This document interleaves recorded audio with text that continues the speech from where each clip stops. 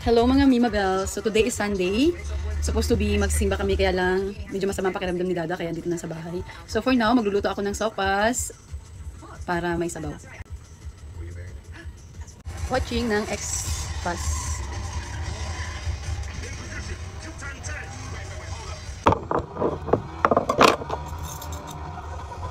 I'm still believe someday you and me. Perfect.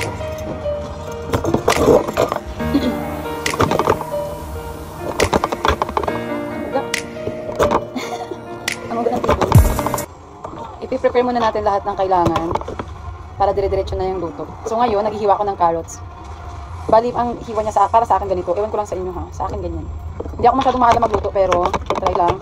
Masarap naman din daw. Kaya ano. Tapos wala na kasi kami stock na chicken. Bali, ang gagawin ko, corned beef na lang at saka hotdog. So, ang next natin ikakat ay yung cabbage. Medyo parang marami to. Kasi dalawa lang naman kami nilalo. So, dapat kunti lang. Pero okay na to. Mas masarap pag mas maraming gulay. So, ang ginagawa ko, kinakat ko muna siya bago ko siya hugasan. Kasi para makita ko kung may sila yung loob. Bali, nakat ko na lahat ng ingredients. Nakapagkat na ako ng onion, ng garlic, ng carrots, ng hotdog, tapos itong repolyo. Ano lang to, biglaan lang kasi luto to. Masarap sana to pag may Nestle cream, kaya lang ano, hindi na ako nakabili. Okay na yan. Isang klase na rin yan pag nasa loob na ng tiyan. Luto na siya mga Mima Bells. Ayan. Mukha siyang sopas. Tikman natin.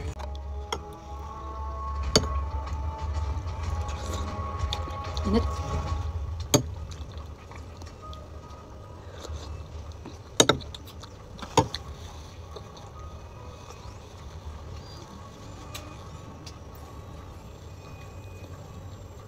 Di malis yung aking dip tint.